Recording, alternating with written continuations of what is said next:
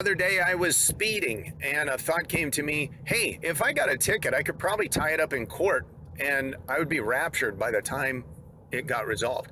And that's a fleshly thought.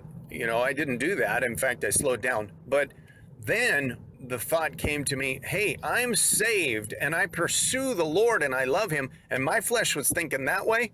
Imagine the people that are ruled by their flesh, violent, wicked, chaotic people that are simply just being held back by man-made laws and morals.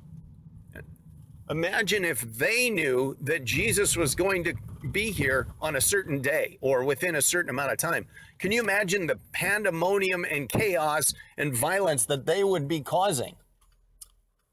I mean, it would be a very, very dangerous place to live. It would be like a war zone, right?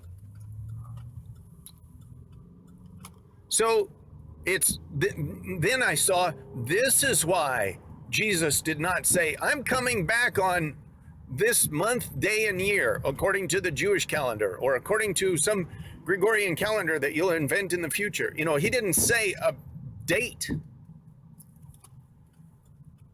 And that's why. So when people say it's time, he's coming, they're being like the parable of the fig tree. When you see the buds branching, the time is near.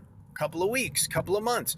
As you see things coming to a head, the time is near. You might still not know the day and the hour. I have an idea. It's going to be September 30th, but I don't know that. I'm not going to know when it is until it passes.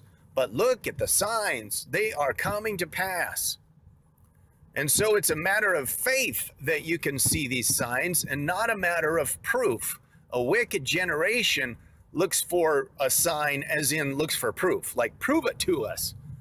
And that's good, because that wicked generation that needs that proof, if it was proved to them, they would be the ones who are causing all sorts of pandemonium, throwing off restraint. This might even be true of believers. I don't know. Like if believers knew he was coming back, on a certain day, time, and year, what would they do? I don't know. I don't know about all that, but I do see my flesh saying, hey, I know when it's going to happen. Let's do some wickedness. And I'm like, no. But then I thought, wow, imagine if the world did know. And so to them, it will come upon them like a thief in the night. But to us, we will see those signs happening. What are those signs? Well, Jerusalem compassed with armies, the man of sin being revealed, a time of great tribulation, a time which is shorter than the time it takes for an army to kill everybody in the city of Jerusalem. That's the time of great tribulation. After that is 3.5 years of the Antichrist's reign. But the signs that we're looking for, you'll see Jerusalem compassed with armies, and then you'll be like, could this be it? Well, it's happened 3 or 4 times in even modern history. Maybe it's not it. And then you'll see the man of sin being revealed, and then you'll know, it's like, wow, is that the man of sin?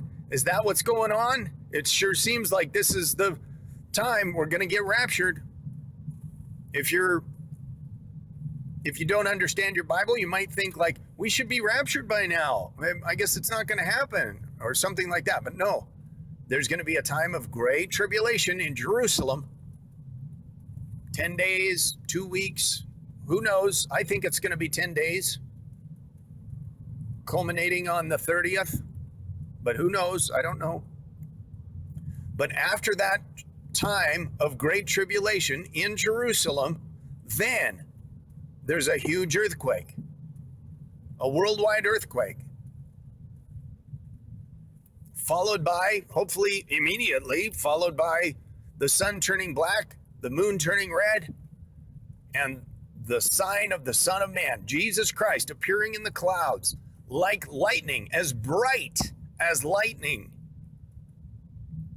shining from the east into the west, as bright as lightning, big, bold, and obvious, He is not out in the desert hiding somewhere. He is not in a secret room, big, bold, and obvious. He is not standing on the Temple Mount declaring, I am Jesus. He is in the sky, big, bold, and obvious. And after all those things happen, well, you'll be raptured at that point.